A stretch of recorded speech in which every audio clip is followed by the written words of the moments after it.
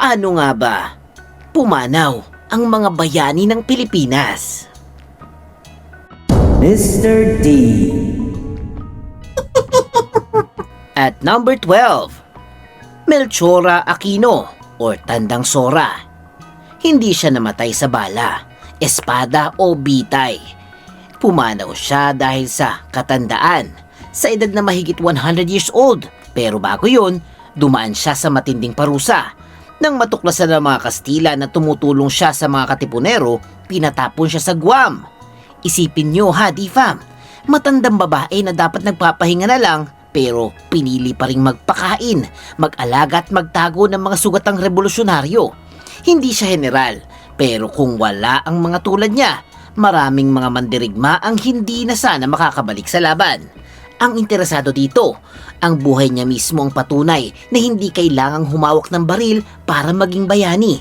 Minsan, ang pinakamatapang ay yung tahimik na tumutulong habang alam niyang pwedeng ikamatay niya yun. At number 11, Juan Luna, ang henyo sa likod ng sikat na painting na Spolarium. Hindi siya namatay sa digmaan. Pumanaw siya sa Hong Kong noong December 7, 1899 dahil sa cardiac arrest or atake sa puso. Pero ang mas mabigat dito, namatay siya nung panahong nagdadalamhati siya matapos mabalitaan ang pagkamatay ng kapatid niyang si Antonio Luna. Siya ay hindi lang painter.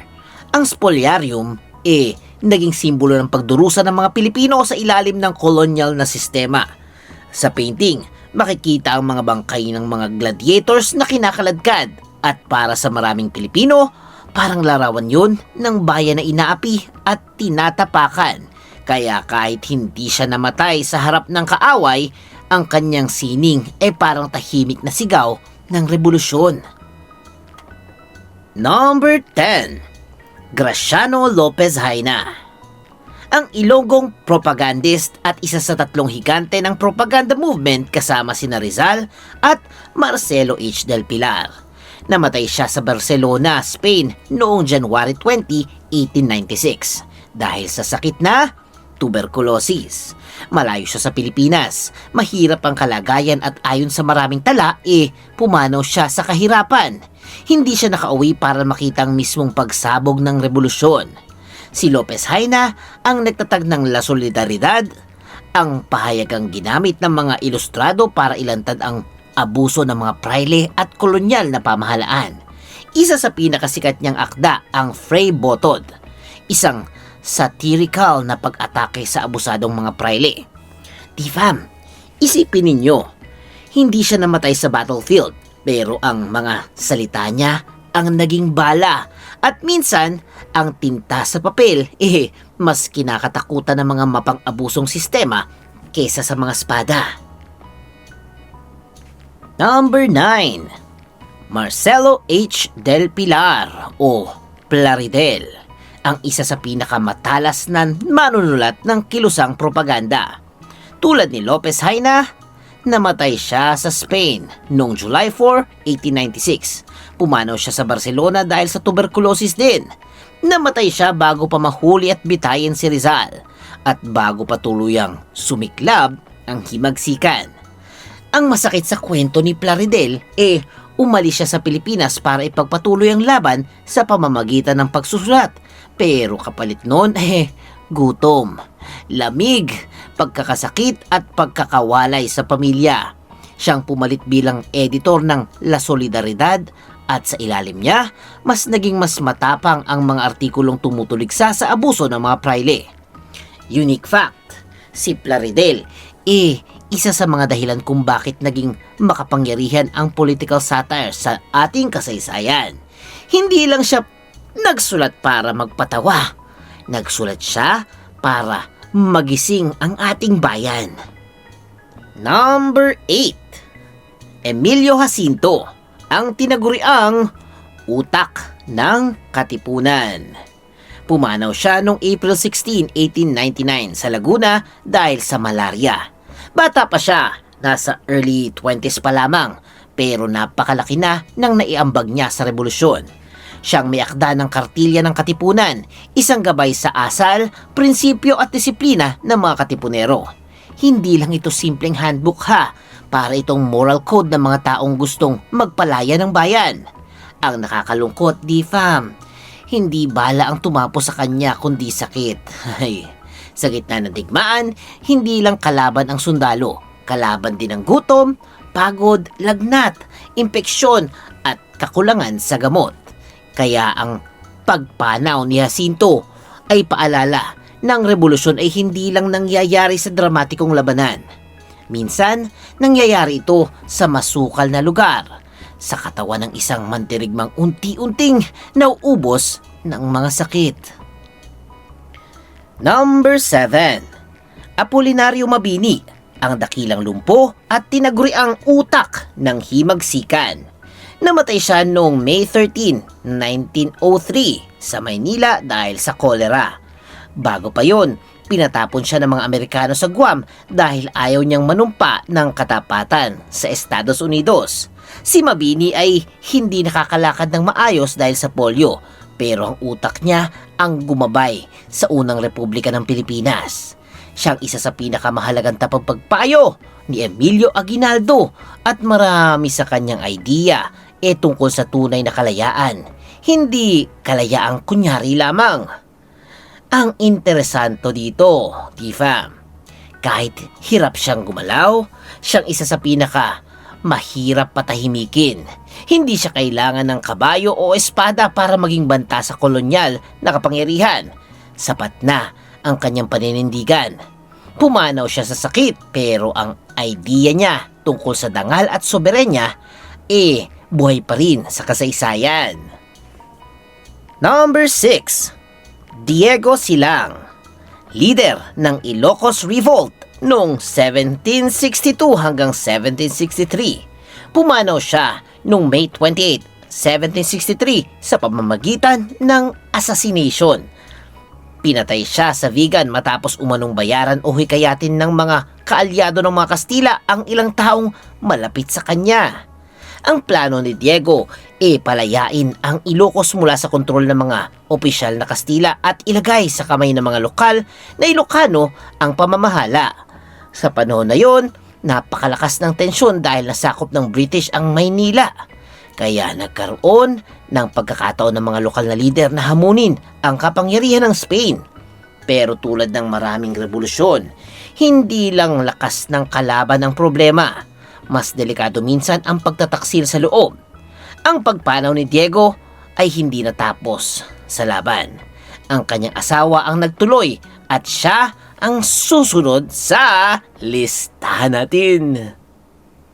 Number 5. Gabriela Silang, ang tinaguriang Joan of Arc of Ilocandia.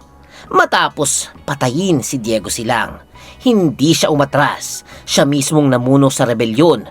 Pero noong September 20, 1763, nahuli siya ng mga Kastila at binitay sa Vigan kasama ang ilan sa kanyang mga tauhan. Hay, di fam, sa panahong yun, bihirang-bihira ang babaeng hayagang namumuno sa armadong pag-aalsa. Pero si Gabriela, hindi lang simbolo, siya ay aktwal na commander. Nagplano siya, nanguna at lumaban. Ang masakit, halos 4 na buwan lang siyang nakapamuno pagkatapos ng pagkamatay ng kanyang asawa. Pero sa maikling panahon na yun, nag-iwan siya ng matinding marka. Ang tapang walang kasarian. Kaya tuwing maririnig natin ang pangalang Gabriela Silang, hindi lang ito tungkol sa pagiging asawa ni Diego. Siya mismo ay leader, mandirigma at martir. Number 4. Gomburza. Sina Padre Mariano Gomez, Padre Jose Burgos at Padre Jacinto Zamora. Noong February 17, 1872, pinatay sila sa Bagong Bayan gamit ang garote.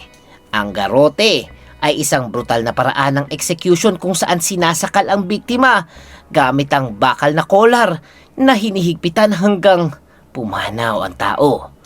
Inakusahan silang kaugnay ng Cavite Mutiny, pero hanggang ngayon, malakas ang paniniwala ng maraming historian na hindi patas ang paglilitis sa kanila. Ang kanilang pagpanaw ay isa sa pinakamalaking pangyayaring gumising sa damdamin ng makabayan nating mga Pilipino. Unique fact, Di-Fam, bata pa si Jose Rizal na mangyari ito, pero napakalalim ng epekto niya sa kanya. Sa katunayan, inalay niya ang El Filibusterismo sa 3 paring martir. Ibig sabihin, bago pa man ang katipunan, bago pa man ang baril at bolo, may 3 paring pinatay na naging apoy sa puso ng isang henerasyon. Number 3. General Antonio Luna, isa sa pinakamagagaling pero pinakakontrobersyal na general ng unang republika. Pumanaw siya noong June 5, 1899 sa Cabanatuan, Nueva Ecija. Hindi siya napatay ng Amerikanong sundalo sa battlefield. Napatay siya ng kapwa Pilipino. Siya'y pinagsasaksak at binaril matapos pumunta sa headquarters kung saan inaakala niyang may meeting. Ito ang isa sa pinakamadilim na pangyayari sa kasaysayan ng Pilipinas. Si Luna ay kilala sa disiplina, talino sa military strategy at matapang na personalidad. Pero dahil dito, marami rin siyang nakaaway sa loob ng sariling hanay. Ang nakakalungkot, Di-Fam, habang lumalakas ang puwersa ng Amerika, ang mga Pilipino mismo ay nagwawatak-watak. At sa pagkamatay ni Luna, nawala ang isang pinaka-agresibong utak militar ng revolusyon. Hay, minsan, ang pinakamalaking pinsala sa bayan ay hindi galing sa dayuhan, kundi sa pagkahati-hati ng sariling mga Pilipino. Number 2. Andres Bonifacio, ang supremo ng katipunan at ama ng Rebolusyong Pilipino. Pumanaw siya noong May 10, 1897 sa Maragondon, Cavite. Hindi siya pinaslang ng mga Kastila. Siya ay hinatulan at pinapatay ng mga kapwa revolusyonaryo matapos ang matinding alitan sa loob ng kilusan, lalo na pagkatapos ng Tejeros Convention. Kasama niyang pumanaw ang kanyang kapatid na si Procopio. Bago yun, sugatan na si Bonifacio at dumaan sa isang paglilitis na hanggang ngayon tinuturing ng marami na kontrobersyal. Di-Fam, ito ang isa sa pinaka masakit sa lahat. Ang taong nagpasiklab ng revolusyon ay hindi namatay sa kamay ng kolonyal na kaaway, kundi sa gitna ng politikang Pilipino. Pero kahit noon, ang kanyang wakas hindi nabura ang kanyang papel. Kung wala ang katipunan, maaring hindi ganong kabilis sumiklab ang himagsikan. Si Bonifacio ang patunay ng tunay na leader hindi kailangang galing sa mayaman o mahirap o makapangyarihang pamilya. Minsan, galing din sa masa. And that number 1, Dr. Jose Rizal, ang pangbansang bayani ng Pilipinas. Pumanaw siya noong December 30, 1896 sa Bagong Bayan. Ngayon Luneta kung tawagin. Hay, pinagbabaril siya ng firing squad matapos hatulang guilty ng mga Kastila sa rebelyon, sedisyon at iba pang paratang kaugnay sa pag-aalsa. Kahit ang tunay niyang sandata ay panulat lamang. Nobela, ideya, isa sa pinaka-kilalang detalye sa kanyang execution. Gusto sana niyang humarap sa firing squad pero pinatalikod siya. Sa huling sandali, sinubukan niyang iharap ang katawan niya habang bumabagsak, kaya ayon sa tradisyon, halos nakaharap siya sa langit ng malagutan ng hininga. Ang kakaiba kay Rizal, Di-Fam, hindi siya revolusyonaryong humawak ng armas, pero ang Noli Me Tangere at El Filibusterismo ay naging parang salamin na pinakita sa mga Pilipino kung gaano kalalim ang pang-aapi. Kaya nang siya'y barilin, hindi namatay ang bala or ang kanyang mga ideya. Sa halip, lalo itong pinabilis ang pagliyab ng revolusyon sa Pilipinas. At yan ang mga paraan kung paano pumanaw ang ating mga naggigitingang mga bayani. Guys, sino kaya sa tingin nyo talagang dapat naging pambansang bayani ng Pilipinas? Tama bang si Rizal? O may iba kayong nasa isip? Tara, comment lang kayo at pag-discuss natin to. At syempre kung nagustuhan yung ating video for today, please comment Bayani! At syempre, huwag kalimutan mag-like, mag-share, mag-comment at mag-subscribe na kay Mr. D kasi masayang matuto. The end! Huwag kalimutan i-click ang subscribe button at bell icon ni Mr. D para masaya every day. See you, D-Fam!